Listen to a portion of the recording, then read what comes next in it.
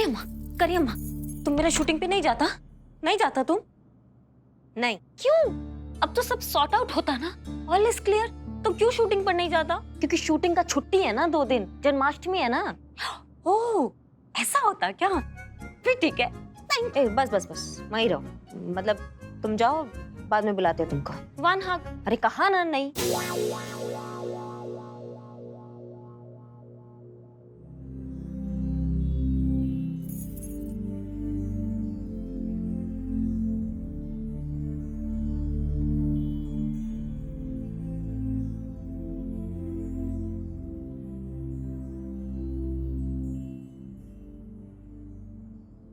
कहाँ है हमारी चुड़ैल बहू? जाग रही कि सो रही है?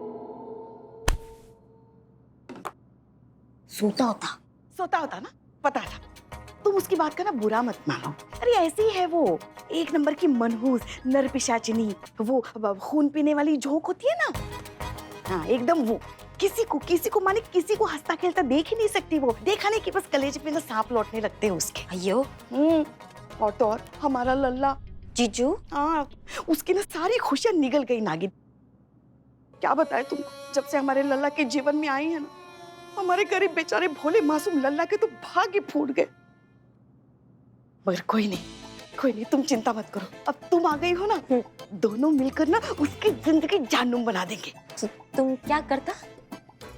कल दोपहर का खाना जो रहेगा ना उसका, उसमें इतनी मिर्च डालेंगे ना कि खाना खाने के बाद पूरा दिन भर ना वो मुंह से बस अंगारे ही छोड़ेगी। हाँ, हाँ, हाँ। है ना? एक मिनट फिर से दो।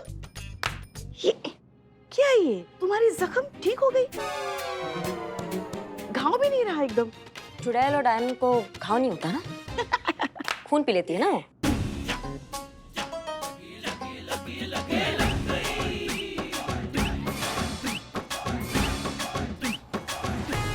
रुक जाइए वरना शूट कर देंगे।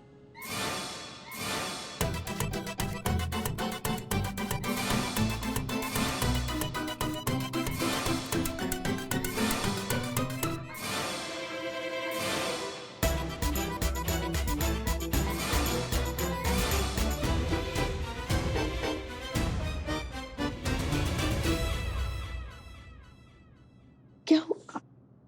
धन्यवाद करना था आपका हमें। इधर आइए आप यहाँ बैठिए, बैठिए।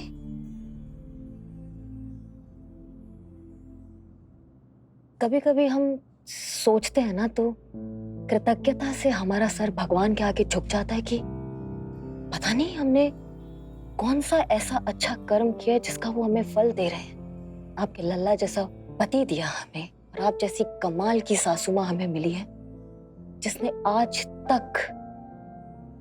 तक हमें यह एहसास नहीं कराया कि हम इस घर की बहू हैं। हमें कभी फील ही नहीं हुआ कि हम शादी करके किसी और के घर पे आए। ऐसा लगा जैसे अपनी माँ के पास आए हैं। जैसा हम चाहते हैं वैसा जीते हैं, जो हमारे मन में आता है हम करते हैं। आप कुछ कहती ही नहीं है हमें। इस बात के लिए हम कभी धन्यवाद नहीं कर पाए थे आपका अम्मा। धन्यवाद माँ, हमारे लिए बहुत बड़ा बात है, बहुत बड़ा बात है। धन्यवाद।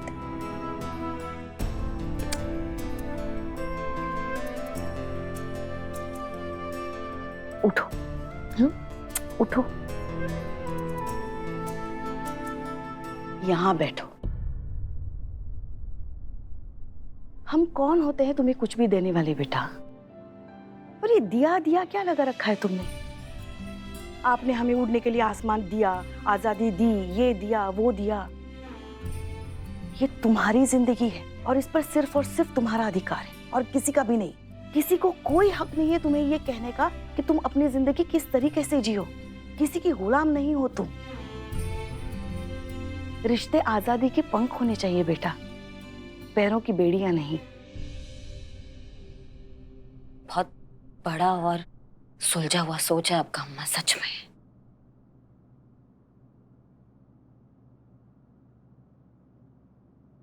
शायद हम इस पीड़ा से गुजर चुके हैं इसलिए और शायद इसीलिए हम बहुत अच्छे से समझते हैं इजाजत के दायरों की पीड़ा को, इस घुटन को।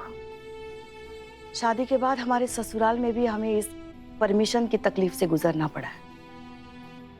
एक लल्ला के पप्पा ही थे जो खुले विचारों के थे, बाकी घर का माहौल वैसा ही था, एकदम पारंपरिक वाला। बहू हो, औकात में रहो, दायरे में रहो, छींक मारनी है तो इजाजत ले लो, दाल को छौंका लगाना है तो अपनी सास से पहले परमिशन ले लो। यहाँ तक कि लल्ला के पप्पा के गुजर जाने के बाद घर चलाने के लिए घर से बाहर निकलकर नौकरी करने की परमिशन तक हमें ससुराल से नहीं मिले। ये जो घुटन थी ना, उस घुटन का एहसास बहुत गहरा था। और तब हमने तय कर लिया था कि चाहे कुछ भी हो जाए, दुनिया इधर की उधर हो जाए, हम हमारी बहू को इस घुटन से, इस पीड़ा से कभी नहीं जाने देंगे। दुनिया का कोई भी रिश्ता उसे कभी उसकी पैरों की बेड़ी नहीं लगने देंगे। और आज इतने सालों बाद अगर तुम्हें ऐसा लग रहा है कि हम कुछ हद तक ऐसा कर पाए हैं, तो ये तो बहुत अच्छी बात है कि छोटी सी ही सही हमसे इस बदलाव की शुरुआत तो हुई। अम्मा, सब ऐसा काहे नहीं सोच सकते। वो कहते हैं ना बेटा, खुद का तन जले तभी अग्नि का पता चले। जब खुद के तन में पीड़ा होती है तभी दर्द का असली अनुभव होता है, बाकी सब तो किससे होते हैं। तुम जल्दी से हाथ मुंह धो लो, कपड़े बदलो, हम खाना लगाते हैं। हाँ?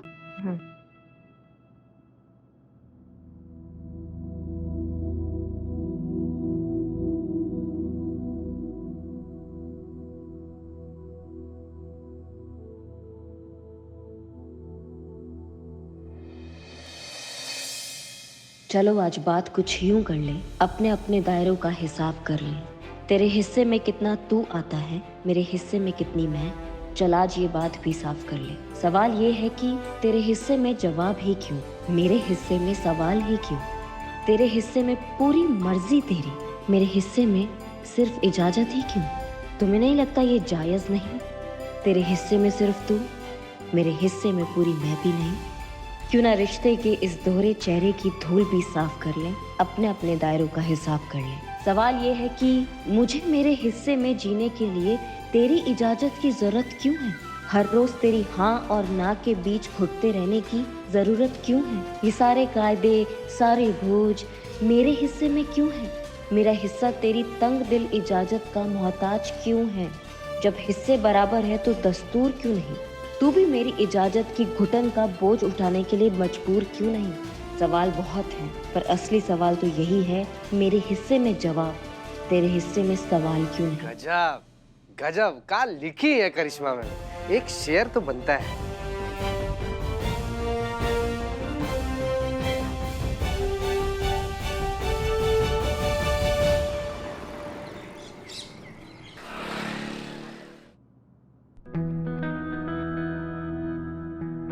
क्या बात है करिश्मा सिंह। जय हिंद मैडम सर। जय हिंद मैडम सर। जय हिंद जय हिंद जय हिंद। जय हिंद। करिश्मा सिंह, आपने तो कमाल की कविता लिखी, हमने अभी अभी पढ़ी।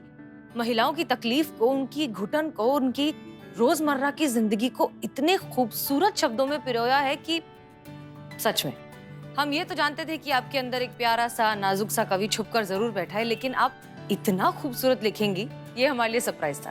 Very good.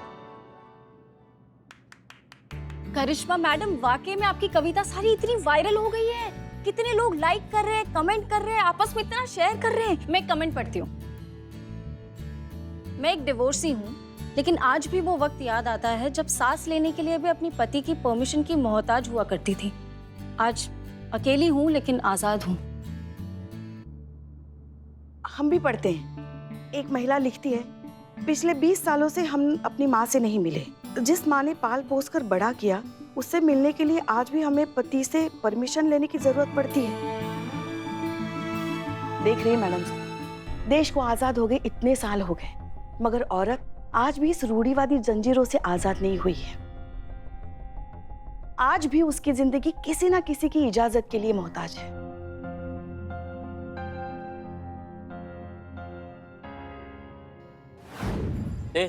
हाँ ये लो। फोन नहीं, फूल फूल देना। अरे बोलो ना ऐसा बिल्लू भाई, लो। ये मिल नहीं रहा, मिल। अरे बचा के बैलेंस बना के बाबू ने तो गलती से तवा पे गिर गया ना, तो खुद के दुकान पर खुद का कबाब बेचना पड़ेगा। क्या कर रहे हो तुम? जल्दी तुम। दबंग सास कैसी हो? दबंग सास कैसी हो? पुष्पा सिंह जैसी हो। करिश्मा सिंह सबके सामने भौकाल, पुष्पा सिंह के सामने बेहाल। दबंग सास कैसी हो? पुष्पा सिंह जैसी हो। क्या हुआ? अन्नी विनाड़ी, सब सुनो। हाँ अच्छा ठीक है। देखो, एक फैन करियम्मा का पोएट्री देख के देखो क्या कमेंट करता। वो लिखता कि इतना कड़क नारियल जैसा ऑफिसर का रूप इतना खराब हो सकता है पता नहीं था। वो इतना पति से परेशान हो सकता है। आपका नाम करिश्मा सिंह नहीं, करिश्मा दुखी होना चाहिए था। एक मिनट, आप लोग हंस क्यों रहे हैं? इस औरत को ऐसा लग रहा है कि करिश्मा सिंह ने ये कविता अपनी जिंदगी पर लिखी है, कि वो खुद अपनी जिंदगी से और अपने पति से और अपने घर वालों से इतनी परेशान है कि उन्होंने ये कविता लिख डाली। और ये ना तो सच है और ना ही फनी। हाँ और नहीं तो क्या मैडम सर, इन्हें क्या फर्क पड़ता है? हाँ, बदनाम तो हमारा गरीब बेचारा लल्ला हो गया ना। हमारे गरीब बेचारे भोले मासूम लल्ला के तुम भागी फूट गए। अब क्या बताएं आपको? मैडम सर, बताइए आप सब लोग यहाँ पर खड़ा होकर इससे बात कर रहे हैं। वहाँ बाहर बवाल मच गया। मैडम सर, आपने कौवों का झुंड सुना होगा, आपने भैंसों का झुंड सुना होगा, आपने सुअरों का झुंड सुना होगा, लेकिन सासों का झुंड, बाहर सासों का झुंड आया हुआ है। पुष्पा जी को खोज रहा है। जान बचा सकती है तो बचा लीजिए, भाग जाइए। दबंग सास कैसी हो? पुष्पा सिंह जैसी हो। करिश्मा सिंह सबके सामने भौकाल, पुष्पा सिंह के सामने बेहाल। करिश्मा सिंह सबके सामने भौकाल, पुष्पा सिंह के सामने बेहाल। देखा पड़ गई कलेजे में ठंडक। हाँ, कर दिया ना नया बवाल थाने में। ये आपके हाथ पैर क्या कम थे जो अब कलम से भी टंटे शुरू कर दिए आपने? देखा क्या कोहराम मचा दिया आपने इस कविता ने। अभी तो बड़े कसीदे पड़े जा रहे थे हमारी कविता की तारीफ में। अब इस कविता से बवाल हो गया तो आप बौखला रही हैं। हाँ ठीक है, हम बाहर जाके बोल देते कि ये जो कविता है ये हमारा निजी अनुभव नहीं है, ये हमारा विचार है और इसका हमारे सासू माँ से कोई लेना देना नहीं है। ठीक है? हाँ, तो चलिए। करिश्मा सिंह, आप पूछ रही थी ना कि रमा को आजाद कराने का, उसे इस जज्बाती गुलामी से निकलवाने का सबसे अच्छा रास्ता क्या है? यही सबसे अच्छा मौका है उसे उसकी नींद से जगाने का। एक मिनट मैडम सर, हम कुछ समझे नहीं। एक प्लान है हमारे दिमाग में। प्लान? पर आपने तो कहा था कि उसका कोई मदद नहीं कर सकता है। हाँ बिल्कुल, रमा अपनी मदद खुद ही कर सकती है। उसे इस बात का एहसास तो करा सकते हैं कि उसके साथ इतने सालों से जो हो रहा है वो कितना गलत है। परमिशन और शेयरिंग के बीच का फर्क हम उसे समझा सकते हैं। और उसके साथ साथ जितनी भी औरतें हैं जो इस तकलीफ से न जाने कितने सालों से गुजर रही हैं, उन सब को भी उनकी नींद से जगा सकते हैं। कुछ समझ में नहीं आ रहा है मैडम सर। अब पुष्पा जी और करीना, आप आइए हमारे साथ। नहीं, आप नहीं, सिर्फ पुष्पा जी और करीना। ओके, तो सुनिए।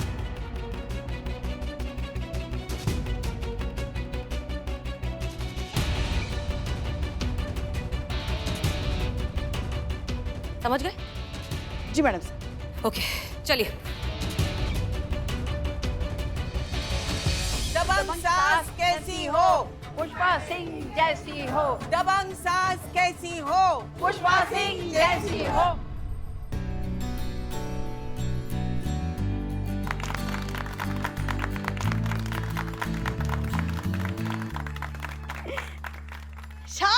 शान। अरे, क्या है ये सब? ऐसा क्या किया है हमने जो आप लोग हमें इतना सम्मानित कर रहे हैं? अरे क्या किए आप? आपने जो किया है वो हम सब सांसें मिलकर भी 7 जन्म तक नहीं सोच सकती। वैसे तो हम अपने घर की छोटी मोटी साधारण बहू को संभाल ही रही है, लेकिन आपने तो चलती फिरती भोकाल देवी करिश्मा सिंह को संभाला है। इतना तो सम्मान बनता ही है ना? क्यों बहनों, है ना? हाँ, बनता है। अच्छा ये बात बताइए, कैसे कर लेती आप ये असंभव काम? अरे ऐसा कोई मंतर नहीं है। हाँ सच कह रहे हैं हम।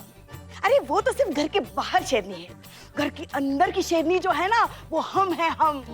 अरे वो तो हमारे सामने बकरी है, बकरी काहे की बिल्ली है, बिल्ली, वो भी भीगी बिल्ली। म्याऊ। मैडम सर, क्या बोल दिया आपने इनको करने के? देखिए तो, बुरा मत मानिएगा बहन जी, मतलब शेर काबू में है। और ये तो जब पता लगेगा जब रिंग मास्टर उसे खुद सबके सामने नाच नचाएगा, है कि नहीं बहनों? अभी नमूना दिखा देते। हाँ हाँ लो आ गई, आ गई, ऐसे कैसे आ गई? हमने इजाजत दी थी तुमको बाहर आने के लिए। कहा था ना हमने कि जब तक हम नहीं कहेंगे, जब तक हम तुम्हें इजाजत नहीं देंगे, तुम अपनी जगह से हिलोगे भी नहीं। तो फिर क्यों आई तुम बाहर? सॉरी। कहाँ जा रही हो? हमने कहा तुमको जाने के लिए। और वो कविता, हाँ? क्या थी वो कविता? क्यों थी वो कविता? लिखी तो लिखी ऐसी कविता जिसमें हमारा लल्ला यानी कि तुम्हारा पति खलनायक नजर आ रहा है। उसका हिसाब आज करेंगे। सॉरी, वो हमसे गलती हुआ।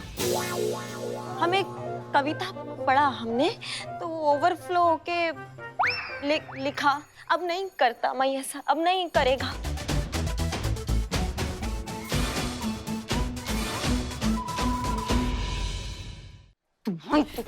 नहीं मैडम सर, हमारी इज्जत का कचरा हो रहा है हमारी आंखों के सामने। हम बताना चाहते हैं कि वो करिश्मा सिंह नहीं है, वो हमारी बिगड़ी कॉपी खड़ी। आप ऐसा कुछ नहीं करेंगे, दैट्स एन ऑर्डर। ये सब प्लान का हिस्सा है, देखिए तो। लेकिन रिलैक्स। किसकी इजाजत से तुमने वो कविता लिखी? बताओ हमें। इसकी सजा तुम्हें मिलेगी और बराबर मिलेगी। नहीं, हमको सजा मत दो। हम तुम्हारा बहू, तुम्हारे बेटे के कलेजे का टुकड़ा हम।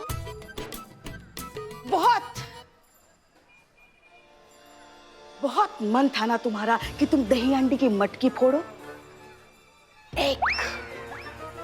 पिछले 1 महीने से तुम हमारा दिमाग खा रही हो। हमसे इजाजत मांग रही हो कि तुमको वो दही अंडी की मटकी फोड़नी है। तो जाओ, नहीं देते। जो भी देना है इत्मीनान से खड़ा रह के दीजिए ना जी। नहीं देंगे। ठीक। नहीं देंगे हम तुमको इजाजत मटकी फोड़ने की।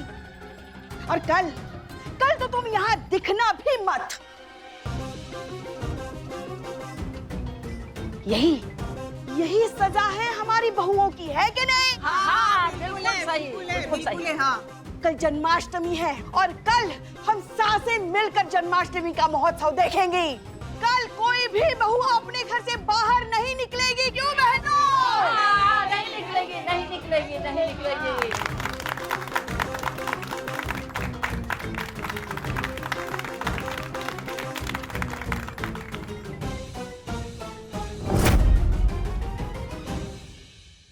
मैडम सर, हमसे नहीं रहा गया। ये गलत है मैडम सर। हमारे इतने सालों का मेहनत, इतने सालों की कमाई हुई इज्जत पे 1 सेकंड में उस दिवाली की फुलझड़ी ने ऐसा कचरा कर दिया, सिर्फ झाड़ू लगा दिया उसने। हमारा भौकाल तो एकदम खराब हो जाएगा ना। ऐसा कुछ नहीं हुआ है करिश्मा सिंह। जैसे ही केस सॉल्व हो जाएगा, लोगों को पता चल जाएगा कि हमने ये सब सिर्फ केस सॉल्व करने के लिए एक नाटक किया था। आपका भौकाल भी बरकरार रहेगा, आपकी इमेज को भी कोई ठेस नहीं पहुंचेगी। करिश्मा सिंह, आप ये सोचिए कि आपकी वजह से न जाने कितनी औरतों को इंस्पिरेशन मिलेगी, आप कितनी लड़कियों की जिंदगी बदलने वाली हैं, और ये बहुत बड़ी बात है। मैडम सर, इस बार आपका अगर पड़ाव असफल होता है तो आपको नहीं लगता आपने कुछ ज्यादा ही बड़ा चीज दांव पे लगा दिया है? हमारा इतने सालों का कमाई हुई इज्जत आपने दांव पे लगा दिया मैडम सर। नहीं, अभी हमारा बात खत्म नहीं हुआ है, अभी पूरा नहीं हुआ है हमारा बात। ये व्यक्तिगत नहीं है मैडम सर। हम अपना नहीं सोच रहे हैं, हमें अपना परवाह ही नहीं। हमें उन लड़कियों का परवाह है जो हम जैसी पुलिस अधिकारियों को देखकर पुलिस फोर्स ज्वाइन करने का सपना देखती है मैडम सर। अपनी सीमित साधनाओं से निकलकर कुछ कर दिखाने का हिम्मत करती है। अगर वो मैडम सर हमें ऐसे गिड़गिड़ाते हुए और मिमियाते हुए देखेंगी तो उनका सपना 1 सेकंड में टूट जाएगा। इतना हिम्मत जो वो बनाएंगी ना, वो सब टूट जाएगा मैडम सर। अगर ये पड़ाव में अगर आप असफल होती है ना मैडम सर, तो ये सिर्फ आपकी असफलता नहीं होगी, ये हर उन लड़की की असफलता होगी जो हम जैसी निडर पुलिस अधिकारियों से हर परिस्थितियों में लड़के जीतने का जज्बा सीखती है मैडम सर। चलते हैं मैडम सर। जय हिंद। जय हिंद।